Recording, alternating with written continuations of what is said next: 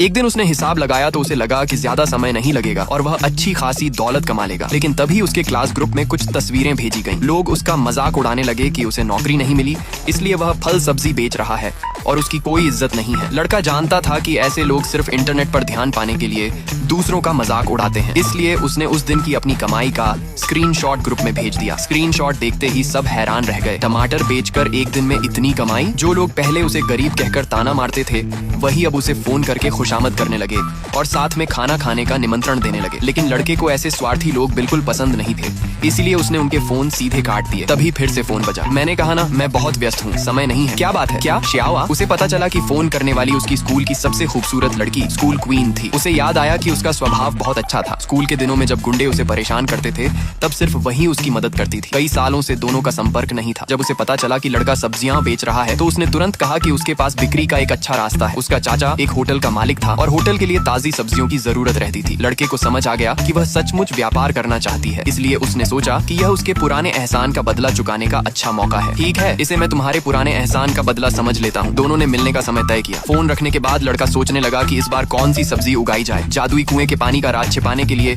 उसे फसल बदलनी थी, इसलिए इस बार उसने खीरे उगाने का फैसला किया। अगले दिन वह खीरे लेकर बाजार में बेचने पहुंचा। स्कूल क्वीन भी तय समय पर वहां आ गई। खीरे की गुणवत्ता और चमक देखकर वह बहुत संतुष्ट हुई, लेकिन जब उसने कीमत सुनी तो हैरान रह गई। एक खीरे की कीमत 50 युआन थी, जो सामान्य कीमत से कई गुना ज्यादा थी। लड़के ने समझाया, ये साधारण खीरे नहीं है, पहले एक छक्कर देखो फिर समझ जाओगी। लड़की ने जैसे ही एक कौर लिया, उसके मुंह में मीठी और ताजगी भरी खुशबू फैल गई। वह तुरंत पूरा माल खरीदने वाली थी कि तभी एक लग्जरी कार वहां आकर रुकी। कार से कुछ लोग उतरे। बड़ी बहन ने कहा है, अगर तुम अपनी गलती मान लो तो तुम्हें वापस शेन परिवार में आने दिया जाएगा। क्या? शेन परिवार के लोग? लेकिन लड़का वापस शेन परिवार नहीं जाना चाहता था, क्योंकि अपने पिछले जन्म में वह इन्हीं बड़ी बहनों की वजह से मारा गया था। उन्होंने हमेशा गोद लिए हुए बेटे को अपने सगे भाई से भी ज्यादा प्यार दिया था। अब जबकि उसके पास जादुई कुएं के पानी की मदद थी, उसने तय कर लिया था कि वह इन सब को अपने जीवन से दूर रखेगा। मेरे खीरे बेचने में बाधा मत डालो। अगर तुम वापस नहीं आओगे तो जैसा चाहोगे वैसा ही होगा। तभी बहनों और लड़के के बीच बहस शुरू हो गई। एक बहन गुस्से में बोली, तुमने आ युए को क्यों मारा? आ युए, तुम ठीक तो हो? लड़का ठंडे स्वर में बोला, तुम लोग हमेशा कहते रहते हो कि मैं उसे तंग करता हूँ